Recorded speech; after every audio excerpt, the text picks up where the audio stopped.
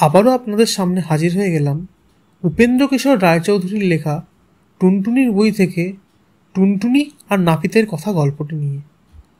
টুনটুনি গিয়েছিল বেগুন পাতায় বসে নাচতে নাচতে নাচতে খেলো বেগুন পাতার খোঁচা, তাই থেকে তার হলো মস্ত বড় ফোড়া।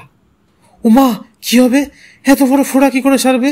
টুনটুনি একে জিজ্ঞেস করে তাকে জিজ্ঞেস করে, সবাই বললে ওটা নাপিত দিয়ে কাটিয়ে ফেলো। তাই টুনটুনি নাপিতের কাছে গিয়ে বলল, নাপিত দাদা আমার ফোড়াটা কেটে দাও না। নাপিত তার কথা শুনে ঘাড় বেঁকিয়ে নাক সিটকিয়ে বলল, ইস, আমি রাজাকে কামাই, আমি তোর ফোড়া কাটতে গেলুম আর কি।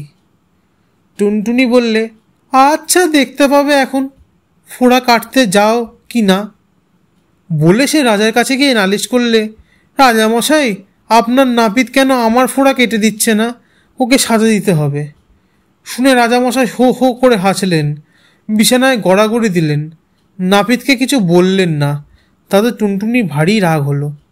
সে ইঁদুরের কাছে গিয়ে বলল, ইঁদুর ভাই বাড়ি আছো? ইঁদুর বলল, কে ভাই? টুনি ভাই, এসো ভাই, বসো ভাই, খাট পেতে দি, ভাত বেড়ে দি, খাবে ভাই? টুনটুনি বললে, তবে ভাত খাই যদি এক কাজ করো। ইঁদুর বললে, কি কাজ?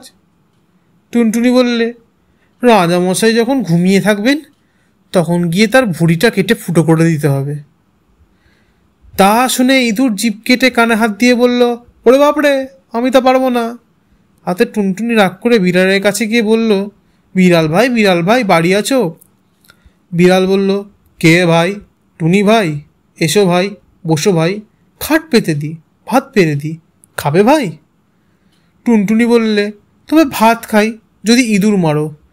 বিড়াল বললে, এখন আমি ইঁদুর টিঁদুর মারতে যেতে পারবো না, আমার বড্ড ঘুম পেয়েছে।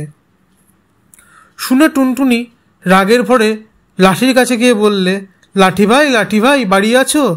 লাঠি বললে, কে ভাই? টুনি ভাই, এসো ভাই, বসো ভাই, খাট পেতে দি, ভাত বেড়ে দি, খাবে ভাই? টুনটুনি বললে, তবে ভাত খাই যদি বিড়ালকে ঠ্যাঙাও। লাঠি বললে, বিড়াল আমার কি করেছে যে আমি তাকে ঠ্যাঙাতে যাব? আমি তা পারবো না। তখন টুনটুনি আগুনের কাছে গিয়ে বললে, আগুন ভাই বাড়ি আছো? আগুন বলল, কে ভাই? টুনি ভাই, এসো ভাই, বসো ভাই, খাট পেতে দি, ভাত বেড়ে দি, খাবে ভাই? টুনটুনি বলল, তবে ভাত খাই যদি তুমি লাঠি পোড়াও। আগুন বললে, আজ ঢের জিনিস পুড়িয়েছি, আজ আর কিছু পোড়াতে পারবো না। তাতে টুনটুনি তাকে খুব করে বকে সাগরের কাছে গিয়ে বলল, সাগর ভাই বাড়ি আছো? সাগর বললে, কে ভাই? টুনি ভাই, এসো ভাই, বসো ভাই, খাট পেতে দি, ভাত বেড়ে দি, খাবে ভাই? টুনটুনি বললে, তবে ভাত খাই যদি তুমি আগুন নিবাও। সাগর বললে, আমি তা পারবো না। তখন টুনটুনি হাতের কাছে গিয়ে বললে, হাতি ভাই বাড়ি আছো? কে ভাই? টুনি ভাই, এসো ভাই, বসো ভাই, খাট পেতে দি, ভাত বেড়ে দি, খাবে ভাই? টুনটুনি বলল, তবে ভাত খাই যদি সাগরের জল সব খেয়ে ফেলো। হাতি বললে, অত জল খেতে পারবো না, আমার পেট ফেটে যাবে। কেউ তার কথা শুনল না দেখে টুনটুনি শেষে মশার কাছে গেল। মশা তাকে দূর থেকে দেখেই বললে, কে ভাই? টুনি ভাই, এসো ভাই, বসো ভাই, খাট পেতে দি, ভাত বেড়ে দি, খাবে ভাই? টুনটুনি বলল, তবে ভাত খাই যদি হাতিকে কামড়াও।